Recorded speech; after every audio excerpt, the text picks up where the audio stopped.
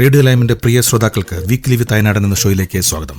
പോയ വാരത്തെ പ്രധാന സംഭവങ്ങളെ കോർത്തിണക്കിക്കൊണ്ടുള്ള ഈ വാർത്താധിഷ്ഠിത പരിപാടിയിൽ നിങ്ങളോടൊപ്പമുള്ളത് ലിൻസ് അയനാടൻ. ഇസ്രായേലുമായി വെടിനിർത്തൽ ചർച്ചയ്ക്ക് തയ്യാറെന്ന് ഹമാസ്. ബന്ദികളെ മോചിപ്പിക്കാനുള്ള നിർദ്ദേശത്തോടും അനുകൂല നിലപാടാണ് ഹമാസ് അറിയിച്ചിരിക്കുന്നതെന്നാണ് വിവരം. മധ്യസ്ഥ ചർച്ചകളിൽ പങ്കാളികളായ ഈജിപ്തിനോടും ഖത്തറിനോടുമാണ് ഹമാസ് ഇക്കാര്യം അറിയിച്ചത്. 60 ദിവസത്തെ വെടിനിർത്തലിന് ഇസ്രായേലുമായി ഉടൻ ചർച്ചകൾ ആരംഭിക്കാൻ ഹമാസ് അറിയിച്ചുവെന്ന് ഇസ്രായേലിന്റെ പ്രധാന മാധ്യമമായ ടൈംസ് ഓഫ് ഇസ്രായേൽ റിപ്പോർട്ട് ചെയ്യുന്നു. അമേരിക്കൻ പ്രസിഡന്റ് ഡൊണാൾഡ് ട്രംപ് മുന്നോട്ട് വെച്ച നിർദ്ദേശം അംഗീകരിക്കുമെന്നും 10 തടവുകാരെയും 18 മൃതദേഹവും വിട്ടു നൽകാമെന്നും ഹമാസ് വാഗ്ദാനം നൽകിയതായും പറയുന്നുണ്ട്.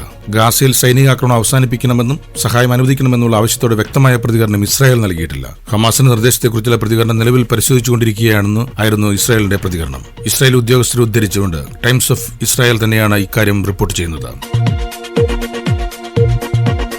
അന്താരാഷ്ട്ര ആണവോർജ്ജ ഏജൻസിയുമായുള്ള സഹകരണം താൽക്കാലികമായി നിർത്തിവെക്കുന്ന ബില്ലിൽ ഇറാൻ പ്രസിഡന്റ് മസൂദ് പെസെഷ്കിയാൻ ഒപ്പുവച്ചു. ആണവ കേന്ദ്രങ്ങൾ സന്ദർശിക്കണമെന്ന അന്താരാഷ്ട്ര ആണവോർജ്ജ ഏജൻസിയുടെ മേധാവി റാഫേൽ ഗ്രോസിയുടെ ആവശ്യം ഇറാൻ നിരസിക്കുകയും ചെയ്തു. അമേരിക്കയും ഇസ്രായേലും ആണവ കേന്ദ്രങ്ങൾ നടത്തിയ ആക്രമണത്തെ തുടർന്നാണ് ഇറാന്റെ നടപടി. തീർത്തും പക്ഷപാതപരമായി പെരുമാറുന്ന IAEA-യുമായുള്ള സഹകരണം അവസാനിപ്പിക്കാനുള്ള ബിൽ ഇറാൻ പാർലമെന്റ് പാസാക്കിയിരുന്നു. ഇതാണ് പ്രസിഡന്റ് ഒപ്പുവെച്ചത്. ഇറാന്റെ പരമോന്നത ദേശീയ സുരക്ഷാ കൌൺസിലിന്റെ അനുമതിയില്ലാതെ ആണവോർജ്ജ ഏജൻസി ഇൻസ്പെക്ടർമാരെ ആണവ സൈറ്റുകൾ സന്ദർശിക്കാൻ അനുവദിക്കില്ല. ഇസ്രായേലിന്റെ അമേരിക്കയുടെ ആക്രമണങ്ങൾ അപലപിക്കുന്നതിൽ പരാജയപ്പെട്ട ഏജൻസി മേധാവി റാഫേൽ ഗ്രോസിയെ ഇറാൻ നിശിതമായി വിമർശിക്കുകയും ചെയ്യുന്നുണ്ട്. ഇറാൻ ആണവ നിർവ്യാപന ബാധ്യതകൾ പാലിക്കുന്നില്ലെന്ന് ആരോപിച്ച് ജൂൺ 12-ന് ആണവോർജ്ജ ബോർഡ് പ്രമേയം പാസാക്കിയിരുന്നു. ഇതിനെ മറയാക്കിയാണ് തൊട്ടടുത്ത ദിവസം ഇസ്രായേൽ ഇറാനെ ആക്രമിച്ചത്. യുക്രൈനെതിരായ യുദ്ധത്തിൽ റഷ്യ നിരോധിത രാസായുധങ്ങൾ പ്രയോഗിച്ചെന്ന് ഡച്ച് രഹസ്യാന്വേഷണ ഏജൻസികളുടെ റിപ്പോർട്ട്. ബങ്കറുകളിൽ ഒളിച്ചിരിക്കുന്ന സൈനികരെ പുറത്തു ചാടിച്ച് വെടിവെക്കാനാണ് രാസായുധം പ്രയോഗിച്ചതെന്നാണ് വിവരം. ഡ്രോണുകൾ ഉപയോഗിച്ചാണ് രാസായുധ പ്രയോഗം നടത്തിയതെന്നും റിപ്പോർട്ടുകളുണ്ട്. ഇതിന് തെളിവുകളടങ്ങിയ റിപ്പോർട്ട് നെതർലൻഡ്സ് പാർലമെന്റിൽ അവതരിപ്പിക്കും. റഷ്യ യഥേഷ്ടം രാസായുധങ്ങൾ പ്രയോഗിക്കുന്നുണ്ടെന്നാണ് അന്വേഷണത്തിലെ നിഗമനമെന്നും ഡച്ച് പ്രതിരോധ മന്ത്രി റൂബൻ ബ്രക്കൻമാൻസ് പറഞ്ഞു. അങ്ങേയറ്റം ആശങ്കാജനകമാണ് സ്ഥിതിയെന്നും റഷ്യ വർഷങ്ങളായി രാസായുധം ഉപയോഗിക്കുന്നുണ്ടെന്നും അദ്ദേഹം ആരോപിച്ചു. മോസ്കോയ്ക്കെതിരെ കർശനമായ ഉപരോധങ്ങൾ ഏർപ്പെടുത്തണമെന്നും ഡച്ച് പ്രതിരോധ മന്ത്രി റൂബൻ ബ്രക്കൻമാൻസ് അറിയിച്ചു.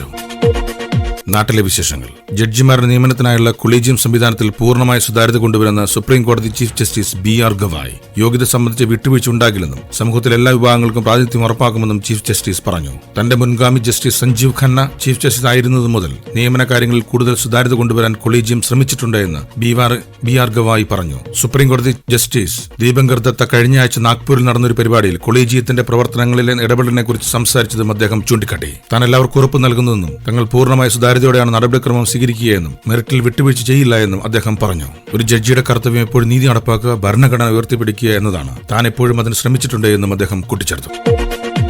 2026 തമിഴ്നാട് നിയമസഭാ തെരഞ്ഞെടുപ്പിൽ തമിഴക വെട്രി കഴകത്തിന്റെ മുഖ്യമന്ത്രി സ്ഥാനാർത്ഥിയായി നടനും പാർട്ടി അധ്യക്ഷനുമായ വിജയിയെ പ്രഖ്യാപിച്ചു. തെരഞ്ഞെടുപ്പ് പ്രവർത്തനങ്ങൾ സജീവമാക്കാൻ ചെന്നൈയിലെ പാർട്ടി ആസ്ഥാനത്ത് ചേർന്ന എക്സിക്യൂട്ടീവ് കമ്മിറ്റിയാണ് വിജയെ TVKയുടെ മുഖ്യമന്ത്രി സ്ഥാനാർത്ഥിയായി പ്രഖ്യാപിച്ചത്.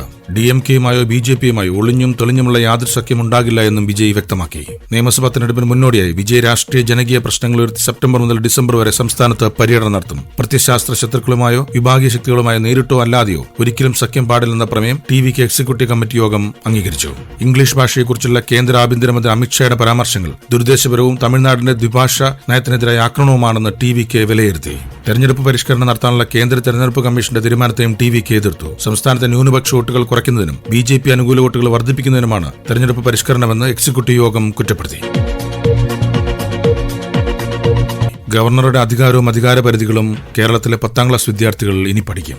ഇവ പാഠപുസ്തകത്തിൽ ഉൾപ്പെടുത്താൻ കരിക്കുലം കമ്മിറ്റി അംഗീകാരം നൽകി. സാമൂഹ്യശാസ്ത്ര വിഷയത്തിലെ അവസാന പാഠത്തിലാണ് ഗവർണറുടെ അധികാരങ്ങളും അധികാരപരിധികളും വിഷയമാകുക. ഗവർണർക്കെതിരായ സമീപകാല കോടതി വിധികളും പാഠഭാഗത്തിൽ ഉൾപ്പെടുത്തും. രാജ്ഭവനിലെ ഭാരതാംബ വിവാദങ്ങൾക്ക് പിന്നാലെ ഗവർണറുടെ അധികാരങ്ങളെ സംബന്ധിച്ച് പാഠപുസ്തകത്തിൽ ഉൾപ്പെടുത്തുമെന്ന് മന്ത്രി V. ശിവൻകുട്ടി പറഞ്ഞിരുന്നു. രാജ്ഭവനിൽ സ്കൌട്ട് ആൻഡ് ഗൈഡ്സ് പരിപാടിയിൽ ഭാരതാംബയുടെ ചിത്രം വെച്ചതിൽ പ്രതിഷേധിച്ച മന്ത്രി V. ശിവൻകുട്ടി ഇറങ്ങിപ്പോയതിന് പിന്നാലെയായിരുന്നു ഈ പ്രഖ്യാപനം. വിദ്യാർത്ഥികൾ ഉൾപ്പെട്ട പരിപാടിയായിരുന്നാൽ ഇനി വിദ്യാർത്ഥികളും ഗവർണറേറ്റ് പഠിക്കണമെന്നായിരുന്നു മന്ത്രിയുടെ നിലപാട്. നേരത്തെ കൃഷിമന്ത്രി P. പ്രസാദും രാജ്ഭവനിൽ ഭാരതാംബ ചിത്രം വെച്ചതിന് പിന്നാലെ ചടങ്ങ് ബഹിഷ്കരിച്ചിരുന്നു. രാജ്ഭവനിലെ ഔദ്യോഗിക പരിപാടികൾ അല്ലെങ്കിൽ പോലും ഔദ്യോഗിക ചിഹ്നങ്ങൾ മാത്രം ഉപയോഗിക്കണമെന്നാവശ്യപ്പെട്ട് മുഖ്യമന്ത്രി ഗവർണർക്ക് കത്തും നൽകിയിരുന്നു.